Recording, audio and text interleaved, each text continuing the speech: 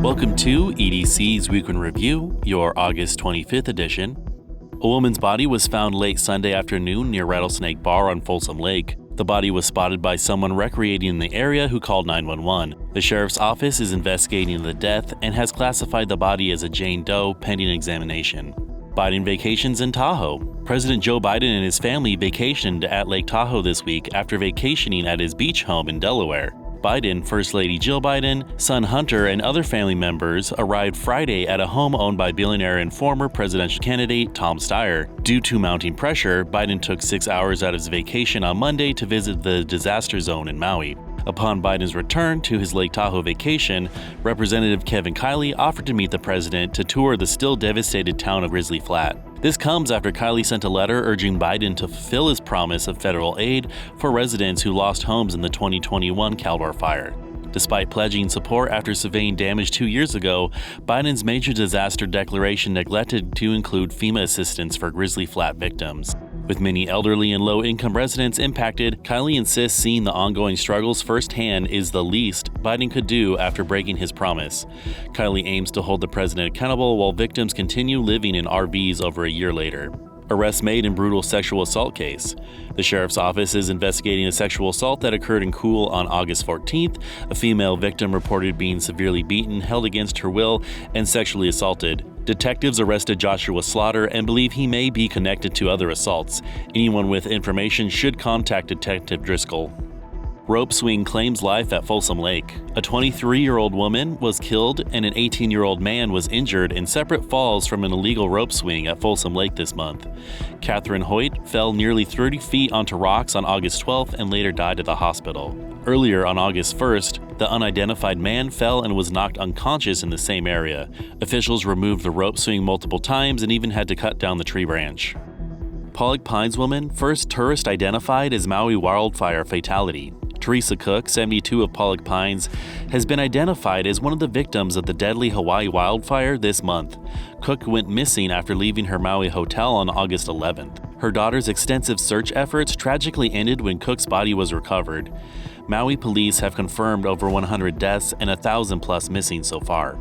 Caldor fire suspects' pretrial pushed to October. The two men accused of starting the destructive Caldor fire, David Scott Smith and his son Travis Shane Smith, have had their pretrial rescheduled to October 6th. The father and son face multiple arson charges that could be enhanced due to the extent of damage and injuries from the 2021 wildfire that burned over 200,000 acres. Both pleaded not guilty at their arraignment last December and are currently out on bail.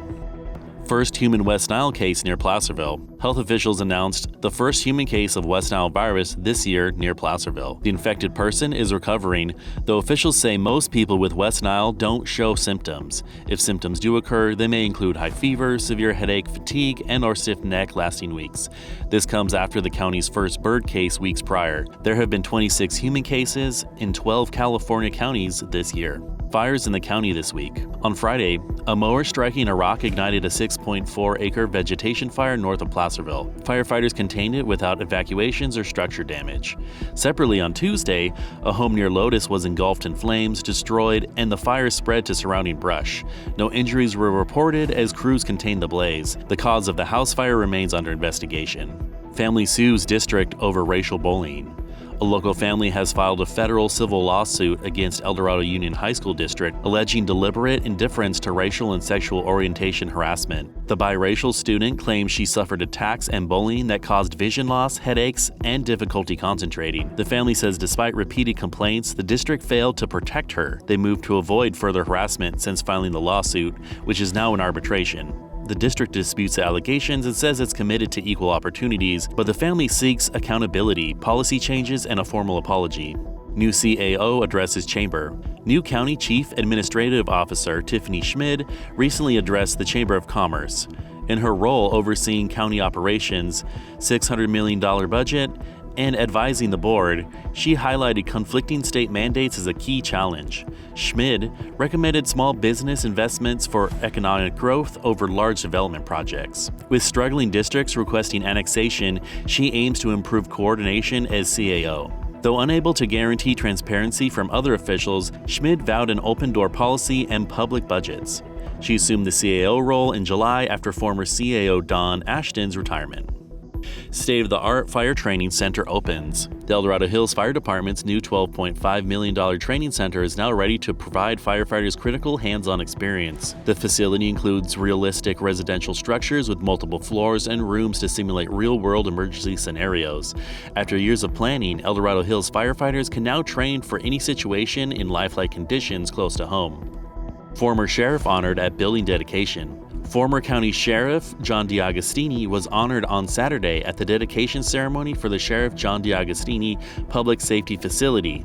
DeAgostini spearheaded the $68 million project during his 12 years as sheriff, calling it a community effort. His leadership and commitment to the headquarters project and public safety were praised by current Sheriff Jeff Lykoff, DeAgostini's wife, and the former Supervisor Brian Veerkamp. Grant funds inclusive rec program in Cameron Park. The Cameron Park CSD is launching a new recreational program focused on socialization for people with disabilities, thanks to the nearly $100,000 state grant. The goal is to integrate special needs individuals and include neurodiverse residents. New offerings include monthly pop-ups, social skills classes for kids and teens, adapted equipment, and staff training on serving people with disabilities. This has been EDC's Week in Review, your August 25th edition. Thank you for tuning in.